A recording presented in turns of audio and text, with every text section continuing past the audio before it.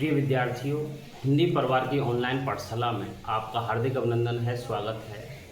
आज हम अभिव्यक्ति और माध्यम नाम की जो आपकी पाठ्यपुस्तक है, कक्षा 12 हिंदी साहित्य विषय के अंतर्गत उसी पुस्तक के पाठों की श्रृंखला में जो आपके पाठ्यक्रम का हिस्सा है, आज हम 8वां जो एपिसोड है वो लेकर के आए हैं और उसका शीर्षक है विद्यार्थियों, नाटक लिखने का व्याकरण।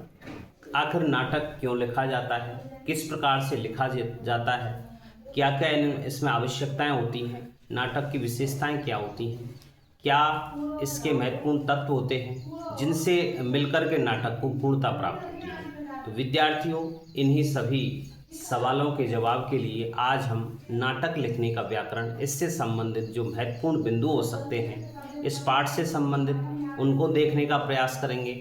विद्यार्थियों, एक बात मैं आपको और बता देना चाहता हूँ कि इस पाठ्यपुस्तक के अंतर्गत एक 3 नंबर का जो अंकभार लिए हुए टॉपिक्स दिए हुए हैं, वो लगातार 3 टॉपिक हैं, कविता, कहानी और नाटक। ये तीनों मिलकर के 3 अंक के हैं। यहाँ से छोटा प्रश्न आ सकता है या आपके रिक्त स्थान संबंधी प्रश्न आ सकते हैं। तो आप अच्छी तरह से टॉपिक को समझें और अपनी पढ़ाई को सुचारू रखें। तो आइए विद्यार्थियों, शुरू करते हैं नाटक लिखने का व्याकरण।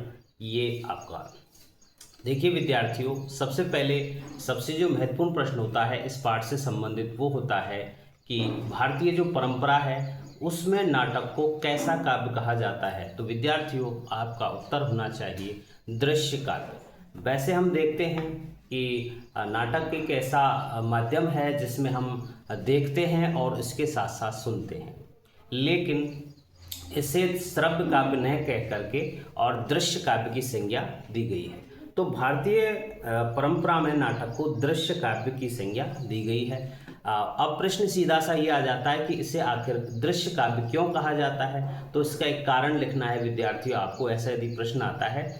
इसका कारण है कि नाटक को दृश्य काव्य इसलिए कहा जाता है क्योंकि नाटक एक ऐसी विधा है जिसे देखने के बाद ही वह संपूर्ण माना जाता है। अगर देखते हैं उसके बाद ही पूर्ण माना जाता है, बिना देखे उसकी पूर्णता प्राप्त नहीं होती है उसे, इसलिए नाटक को दृश्य काव्य कहा जाता है।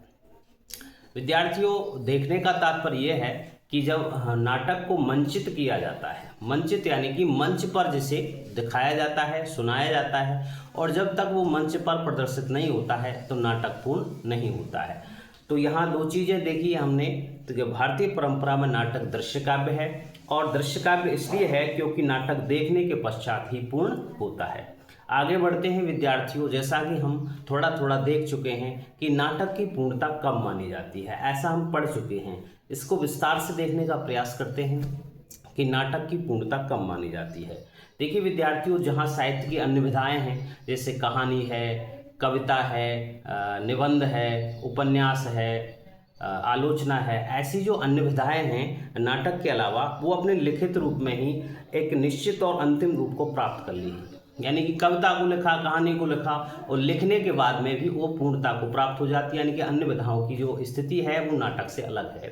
तो ये तो लिखने के बाद ही समाप्त हो जाती हैं, लेकिन नाटक अपने लिखित रूप में सिर्फ एक आयामी होता है, अर्थात पूर्णता को प्राप्त नहीं करता। और जब उस नाटक का मंचन हमारे सामने होता है, जब तक मंचन नहीं होता तो नाटक को पूर्णता प्राप्त नहीं होती। जब उसे मंचित किया जाता है, मंचन उसका किया जाता है, अर्थात जिसे मंच पर या स्टेज पर दिखाया जाता है, तो हमारे सामने उसमें देखा जाएगा कि नाटक अब पूर्णता को प्राप्त हो गया है। तो ये हुई नाटक की पूर्णता। जब तक कि उसे मंच पर मंचित नहीं किया जाएगा, स्टेज पर दिखाया नहीं जाएगा, तब तक नाटक पूर्ण नहीं माना जाता है। विद्यार्थियों, अन्य विधाओं से जो तुलना करते हैं नाटक की, तो एक तुलना ये भी है कि साहित्य की अन्य विधाएं पढ़ने या सुनने तक की यात्रा तय करती हैं, केवल अन्य विधाएं जो हैं नाटक से विभिन्न, लेकिन नाटक पढ़ने सुनने के साथ साथ देखने के तत्व को भी अपने भीतर समेटे हुए है। तो यहाँ अन्य विधाओं में जैसे देखा जाता है कि पढ़ना और सुनने तक सीमित रहता है, लेकिन नाटक में एक तत्व और शामिल हो जाता है, वो होता है देखना। तो देखने के बाद में ही उसमें तीनों तत्व आ जाते हैं, पढ़ा भी जा सकता है, सुना भी जा सकता है और उसे देखा भी जा सकता है। अब यहाँ विद्यार्थियों नाटक की जो विशेषताएं हैं उनको एक एक करके देखते हैं और कौन कौन सी, यही आपका प्रकरण का महत्वपूर्ण अंश है, इसको आपको ध्यान से पढ़ना है, ध्यान से सुनना है। तो विद्यार्थियों यहाँ देखते हैं सबसे पहली जो विशेषता है नाटक की, वह है विद्यार्थियों समय का बंधन। समय का बंधन यानी कि जो नाटक होता है वो एक निश्चित समय सीमा में बंधा हुआ होता है और ये माना जाता है कि नाटक में अंक जो होते हैं वो 3 होते हैं, 3 अंक प्राय होते हैं नाटक में, और प्रत्येक अंक की जो अवधि है वो कम से कम 48 मिनट की होनी चाहिए। तो यहाँ कई बार ही प्रश्न आ चुका है आपके बोर्ड के पाठ्यक्रम में या अर्धवार्षिक परीक्षा के पाठ्यक्रम में, उस प्रश्न पत्र में, कि नाटक के प्रत्येक अंक की अवधि क्या होती है। तो आपको ध्यान रखना है 48 मिनट ये हुआ करती है और नाटक में अंकों की संख्या है वो आपको 3 याद रखनी है। तो यहाँ समय का जो बंधन है उसको लेकर के प्रश्न है। ये समय का जो बंधन है नाटक की प्रथम विशेषता मानी जाती है, ये नाटक की मूल विशेषता मानी जाती है और नाटक का यह महत्वपूर्ण अंग माना जाता है। एक नाटक शुरू से लेकर अंत तक एक निश्चित समय सीमा के भीतर उसे पूरा करना होता है। तो ये हुआ विद्यार्थियों नाटक का महत्वपूर्ण अंग, यानी कि नाटक की प्रथम विशेषता, महत्वपूर्ण विशेषता कह सकते हैं, वो है समय का बंधन। दूसरी चीज हम देखते हैं विद्यार्थियों, इसकी जो दूसरी विशेषता है वो है शब्द, यानी कि जिस प्रकार से कविता में शब्दों का जो प्रयोग है वो महत्वपूर्ण होता है, उसी प्रकार से नाटक में भी शब्दों की उपयोगिता है। तो दूसरा महत्वपूर्ण जो विशेषता है नाटक की विद्यार्थियों वो होता है शब्द, यानी कि कविता और नाटक विधाओं के लिए शब्द का विशेष महत्व है। नाट्य शास्त्र जो ग्रंथ है भरत मुनि जी का, उसमें भी वाचिक यानी कि बोले जाने वाले शब्दों को क्या कहा गया है, नाटक का शरीर कहा गया है। यानी कि कहने का तात्पर्य ये हुआ, सीधा सीधा प्रश्न आता है कि नाटक का शरीर क्या कहा जाता है। तो नाटक का शरीर यदि पूछा जाता है तो नाटक का शरीर कहा जाता है शब्द, यानी कि वाचिक, यानी कि जो बोले गए जो शब्द हैं वो नाटक का शरीर कहे जाते हैं। ये हुई विद्यार्थियों नाटक की दूसरी विशेषता। पहली विशेषता थी समय का बंधन, एक निश्चित समय सीमा में इसे पूरा करना होता है। प्रत्येक अंक की 3 अंक होते हैं, प्रत्येक अंक की जो न्यूनतम अवधि हो वो 48 मिनट हुआ करती है। दूसरी विशेषता है शब्द, जो कि नाटक का शरीर माना जाता है। विद्यार्थियों यहाँ अब आगे जो चलते हैं कि नाटक की तीसरी विशेषता कौन सी है, तो तीसरी विशेषता की ओर चलते हैं। तो विद्यार्थियों यहाँ आता है कथ्य या कथानक, यानी कि उस नाटक की जो कहानी है उस नाटक में वर्णित क्या है, वो जो कथानक है पूरा का पूरा, वो उसकी तीसरी विशेषता मानी जाती है। कथ्य या कथानक यानी कि उस नाटक को मंचित करने से पहले उसका जो सूत्रधार है, उसका जो नाटककार है, उसका जो निर्देशक है, उस जिस नाटक को वो मंचित करवा रहा है, वो उस नाटक को मंचित करने से पहले ये निश्चित करता है कि कौन से पात्र को क्या बोलना है, उसकी कथा क्या है, कैसा इसका स्वरूप होगा, इस पात्र का ये नायक होगा या प्रतिनायक होगा, ये सभी स्थितियाँ कहाँ कैसे स्थिति में इसको प्रसारित करना है। तो नाटक को मंचित करने से पहले जो भी घटनाएं हैं, स्थितियां हैं अथवा दृश्य हैं, उनका चुनाव किया जाता है, फिर उन्हें क्रम से रखना एक सफल नाटककार को आना चाहिए। तो यहाँ कथ्य या कथानक नाटक की तीसरी विशेषता होती है। विद्यार्थियों नाटक की जो सबसे महत्वपूर्ण और नाटक को आगे बढ़ाने वाली, नाटक को सफलता तक पहुंचाने वाली जो एक अगली विशेषता है, जो नाटक की यहाँ पर हमने चौथी विशेषता रखी है, वो है विद्यार्थियों संवाद। संवाद कहते हैं डायलॉग को, कथोपकथन। जैसे कि आप देखते हैं पात्र एक दूसरे से कुछ न कुछ कहते हैं, तो एक दूसरे से कुछ न कुछ कहना, अपने अभिव्यक्ति को प्रदान करना, यानी कि अपने बातों को अभिव्यक्त करना, वो कहलाता है कथोपकथन यानी कि संवाद। संवाद जो है वो नाटक की चौथी विशेषता है।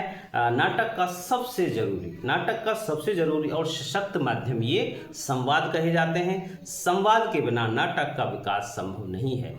जब तक संवाद सफल नहीं होंगे, अच्छे नहीं होंगे, और तब तक नाटक सफल नहीं कहा जा सकता है। विद्यार्थियों एक अगली चीज भी देखते हैं, इस नाटक की जो नाटक लिखने के व्याकरण की जो एक और अच्छा प्रश्न हो सकता है वो होता है कि आखिर ये जो नाटक है वो किस काल में घटित होता हुआ दिखता है।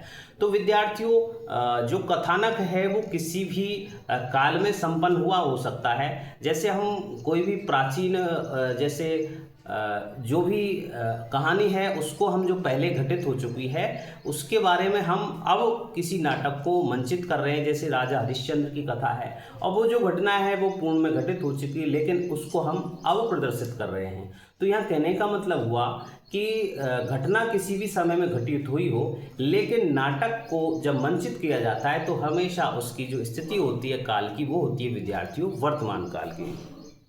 तो यहाँ नाटक के भी मंच निर्देश हमेशा वर्तमान काल में लिखे जाते हैं। काल से संबंधित कोई प्रश्न आता है कि नाटक के जो निर्देश हैं, नाटक के मंच निर्देश हमेशा किस काल में लिखे जाते हैं, तो नाटक का संबंध किस काल से माना जाता है, तो विद्यार्थी वह होता है वर्तमान काल। यानी कि ऐसा लगता है कि अब वो घटनाएं पहले नहीं घटी, अब घट रही हैं, क्योंकि हम उसको डायरेक्ट देखते हैं, आंखों के सामने देखते हैं, तो उसका जो काल माना जाता है विद्यार्थियों, वह माना जाता है वर्तमान काल। नाटक के विषय का काल चाहे कोई भी हो, उसे एक विशेष समय में एक विशेष स्थान पर और वर्तमान काल में ही घटित होना होता है। यहाँ विद्यार्थियों ये स्थिति इसकी है। अन्य विधाओं से और इसकी तुलना करते हैं तो माना जाता है कि साहित्य की दूसरी विधाओं को हम कहीं से भी पढ़ने या सुनते हुए बीच में रोक सकते हैं। अन्य विधाएं हैं, कहानी है, 2 पृष्ठ पढ़ लिए, फिर 3 घंटे बाद पढ़ेंगे, तो कहीं भी उसको पढ़ते हुए सुनते हुए रोक सकते हैं और फिर कुछ समय बाद फिर पुनः शुरू कर सकते हैं। लेकिन नाटक में ऐसा संभव नहीं है, वो पूर्णता को प्राप्त नहीं कर पाएगा। यहाँ विद्यार्थियों आगे देखते हैं कि एक विधा और है जो सबसे अधिक नाटक के करीब मानी जाती है विद्यार्थियों, वह विधा होती है कविता। कारण क्या है, पहले भी पढ़ चुके हैं कि शब्द नाटक में भी महत्वपूर्ण भूमिका अदा करते हैं और ये कविता में भी भूमिका अदा करते हैं। तो जो समीपता है वो नाटक की समीपता किस अन्य विधा से मानी जाती है, तो वो है विद्यार्थियों कविता विधा। तो साहित्य की सभी विधाओं में कविता को नाटक से सबसे ज़्यादा निकट माना जाता है, इसलिए एक कवि सफल नाटककार भी हो सकता है। यानी कि निकट है, नाटक के निकट है, दूसरी जो विधा है वो कविता है, इसलिए एक जो कवि होता है वो सफल नाटककार भी हो सकता है। ये हुआ विद्यार्थियों कविता और नाटक का जो अंतर संबंध है वो इस प्रकार से माना जाता है। अब बात आती है विद्यार्थियों की आखिर नाटक की भाषा कैसी होगी और कैसी होनी चाहिए। तो नाटककार के लिए जरूरी है कि वे अधिक से अधिक संक्षिप्त और सांकेतिक भाषा का प्रयोग करें। यानी कि नाटक में ये निर्देश होता है और अच्छा रहता है अच्छे नाटक के लिए कि जो भाषा पात्रों के द्वारा प्रयोग में लाई जाए वो संक्षिप्त होनी चाहिए और सांकेतिक होनी चाहिए। ज़्यादा वर्णन करने वाली जो भाषा है वो नहीं होनी चाहिए। तो भाषा कैसी होनी चाहिए, संक्षिप्त होनी चाहिए और सांकेतिक होनी चाहिए, जो अपने आप में वर्णित न होकर क्रियात्मक अधिक हो। यानी कि ऐसा लगे कि कुछ हो रहा है, कम शब्दों से ही उन शब्दों में दृश्य बनाने की क्षमता भरपूर हो। यानी कि उन संक्षिप्त कथनों से ही ऐसे लगे कि दृश्य निर्मित हो रहे हैं और वे अपने शाब्दिक अर्थ से ज़्यादा व्यंजना की ओर ले जाए। यानी कि उसे समझने के प्रति जो भी दर्शक है वो उसे समझने के प्रति आरूढ़ हो जाए। अब यहाँ देखते हैं एक अच्छा नाटक कौन सा होता है। तो एक अच्छा नाटक वही होता है जो लिखे अथवा बोले गए शब्दों से भी ज़्यादा ध्वनित करे, जो लिखा या बोला नहीं जाता है। कुछ ऐसी परिस्थितियां होती हैं जिन्हें नाटक के अंतर्गत पात्रों के द्वारा बोला नहीं जाता है, केवल ध्वनित किया जाता है। तो वहाँ ऐसी चीज़ों का प्रयोग जब ज़्यादा होता है, जिस नाटक में होता है, वही सफल नाटक हो सकता है। आगे देखते हैं विद्यार्थियों, कुछ नाटक के अनिवार्य तत्व और भी होते हैं, जैसे कि तनाव। तनाव भी नाटक को आगे की ओर बढ़ाता है। उत्सुकता, यानी कि नाटक को पढ़ने की उत्सुकता होती है कि आगे क्या होगा। ऐसे ही रोमांच होता है, इसकी अगला अनिवार्य तत्व होता है। और एक होता है विद्यार्थी उपसंहार, कि नाटक में अंत में क्या हुआ। यहाँ विद्यार्थियों एक चीज़ आती है प्रतिरोध या तनाव। ये प्रतिरोध को भी आपको समझना है। प्रतिरोध का मतलब होता है रोकना, अड़चन लगाना, ब्रेक लगाना। कोई भी संवाद चल रहा है, कोई भी कार्य चल रहा है, उसके बीच में कोई रोकने वाला हो, जिससे कि फिल्मों में हम प्रतिनायक कहते हैं, विलेन कहते हैं। जैसे कि विलेन की जो स्थिति होती है वो किसी भी कहानी में, फिल्म में, कहीं भी देखते हैं तो वो उसको रोकने वाला होता है। तो वहाँ जो पसंद करने की स्थिति है, जब नाटक वही सफल अच्छा होगा जिसमें विलेन का किरदार अच्छा होगा, जो उसे रोकने का काम करेगा, किसी भी शुभ कार्य को, अच्छे कार्य को करने में जो अड़चन पैदा करेगा। तो प्रतिरोध जो है वो सबसे सशक्त माध्यम है। रंगमंच यानी कि नाटक का जो सबसे सशक्त माध्यम है विद्यार्थियों, वह है प्रतिरोध। वह कभी भी यथास्थिति को स्वीकार नहीं कर सकता। जो कार्य जो नायक है वो कर रहा है, उसे वो कभी भी यथास्थिति उसी स्थिति में स्वीकार नहीं करेगा, अर्थात उसका विरोध जरूर करेगा। जिस नाटक में असंतुष्टि ज़्यादा होती है, प्रतिरोध ज़्यादा होती है, छटपटाहट ज़्यादा होती है, अस्वीकार जैसे नकारात्मक तत्वों की अधिकता होती है, जितनी अधिक होती है वह उतना ही गहरा और सशक्त नाटक है वो माना जाएगा। तो प्रतिरोध, छटपटाहट, असंतुष्टि, अस्वीकारीकरण, तो ये सभी चीज़ें नाटक को एक सफल नाटक बनाने की ओर अग्रसर करती हैं। अब देखते हैं विद्यार्थियों, नाटक की भाषा का स्वरूप क्या होगा। जैसे कि हमने कोई पौराणिक कथा ली, और उसमें पौराणिक कथा में तो आपने देखा कि उसमें तत्सम शब्दावली होगी, अर्थात संस्कृत की शब्दावली होगी। तो हमने कहा कि नाटक में जो भाषा है वो संक्षिप्त तो होनी चाहिए, सांकेतिक होनी चाहिए, लेकिन उसका स्वरूप क्या होगा। तो नाटक में भाषा कैसी होगी, स्वाभाविक होगी और प्रसंग के अनुकूल होनी चाहिए। यदि परिवेश पौराणिक है, परिवेश के आधार पर निर्मित होगा कि परिवेश यदि पौराणिक है तो भाषा कैसी होगी, तत्सम प्रधान होगी। भाई पौराणिक काल में संस्कृत भाषा महत्वपूर्ण रही थी, उसी में जो भी रचनाएं हुई थी। तो वहाँ यदि जो कथानक है या परिवेश है वो यदि पौराणिक है तो भाषा कैसी होगी, तत्सम प्रधान वो भाषा होगी। आधुनिक नाटक में अब यदि आधुनिक नाटक है कोई, वर्तमान में जो महत्वपूर्ण विषय से संबंधित जो कोई विषय को लेकर के नाटक रचा जाता है, तो आधुनिक काल की जो स्थिति है उसमें खड़ी बोली होगी या अंग्रेजी भाषा का प्रयोग इसमें किया जाना चाहिए। विद्यार्थियों, सबसे अंत में एक चीज़ और रह जाती है, वो एक बार प्रश्न पत्र में भी आ गई थी कि सब टेक्स्ट क्या है। सब टेक्स्ट क्या है?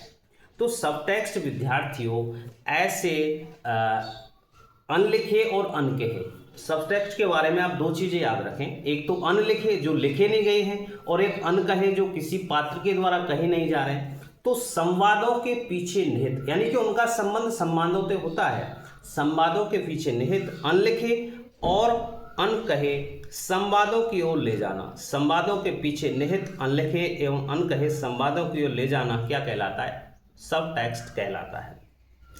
और जिस नाटक में सब टेक्स्ट तत्व की जितनी ज़्यादा संभावनाएं होंगी वह नाटक उतना ही अधिक सफल होगा। यहाँ विद्यार्थियों आपने इन चीज़ों को देखा कि एक अच्छा नाटक किस प्रकार से अपनी स्थिति को प्राप्त करता है। एक चीज़ और आपको बता देना चाहता हूँ कि एक अच्छा नाटक वही होता है जो लिखे अथवा बोले गए शब्दों से भी ज़्यादा ध्वनित करे, यानी कि ध्वनि के माध्यम से जो बोला नहीं जाए, लिखा नहीं जाए जिन शब्दों से, लेकिन ध्वनि से एक ऐसा परिवेश उपस्थित वहाँ पर रंगमंच पर किया जाए जो बोला नहीं जा सकता, लिखा नहीं जा सकता। इसका एक उदाहरण मैं आपको देता हूँ कि नाटक में नाटक का एक मौन, यानी कि जो पात्र है वो मौन रह जाए, या अचानक से उस नाटक में जो भी दिखाया जा रहा है वहाँ पर अंधकार को उपस्थित कर दिया जाए, या ध्वनि का प्रभाव ऐसा ध्वनि यहाँ पर प्रसारित कर दी जाए।